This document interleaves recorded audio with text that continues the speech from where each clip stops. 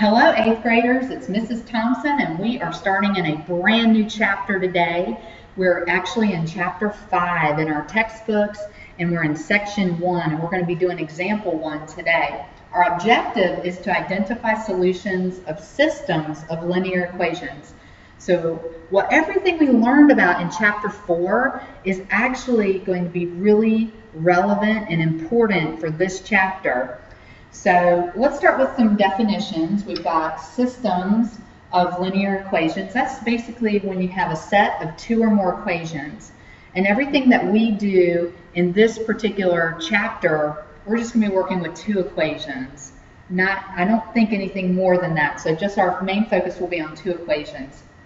Now the solution of a system is the ordered pair that satisfies each equation in the system. Or in other words, the ordered pair that makes each equation true. Okay, when I plug it in, it works in one equation and it works in the other one. That's the solution to the system. Okay, so in example 1, we're going to identify solutions of systems. And we're going to tell whether the ordered pair that was given to us is actually a solution of the given system. So remember what I said. The ordered pair has to work in both equations. So here's equation 1, that's x plus 2y equals 6, and here's the second equation, x minus y equals 3. This constitutes a system. Whenever you have more than one linear equation, you have a system. So this is what we call a system of linear equations. Now, here's a bonus point opportunity. I know how you love my bonus point opportunities, okay? So do it real far down on your page so it's not going to get in the way of any writing that you need to do from here on out. But bonus point. In what form are these 2 equations in letter A? We have x plus 2y equals 6 and x minus y is equal to 3. If you can tell me what form those are in, I will give you a bonus point. Now, you don't erase. You put that far down on your page. I'm going to erase that so I have some more room to work. Okay, so we're given an ordered pair, 4, 1. Okay, now what that tells me is, remember, in an ordered pair, the first number is the x, the second number is the y.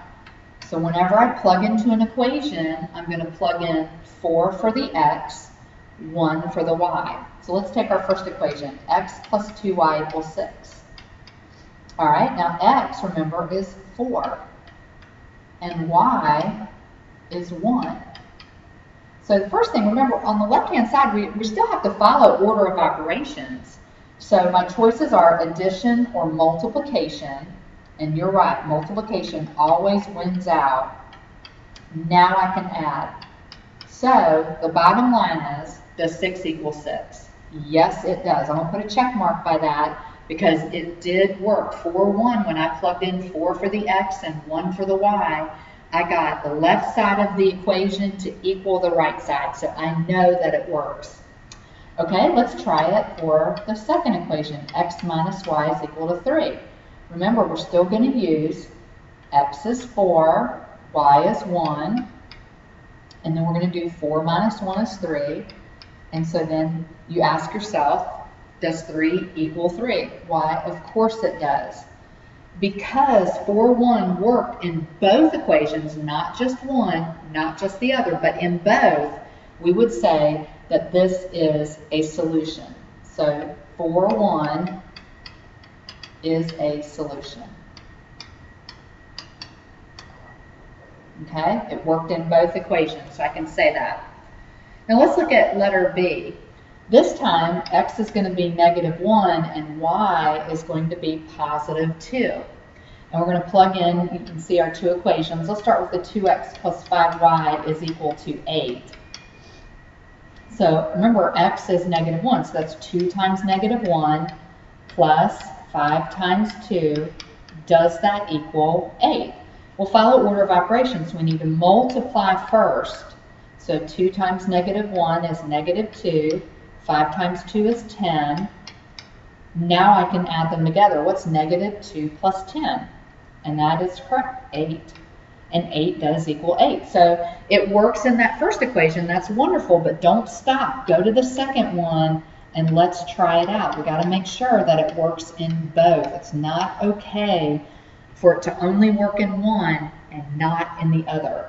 Okay, so let's do 3 times -1 or minus 2 times 2.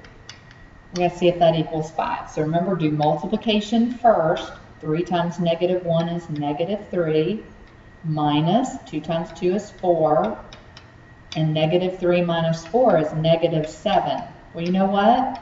-7 doesn't equal 5. So we can't say that this is a solution. What we have to say is -1, 2 is not a solution of this system. Okay?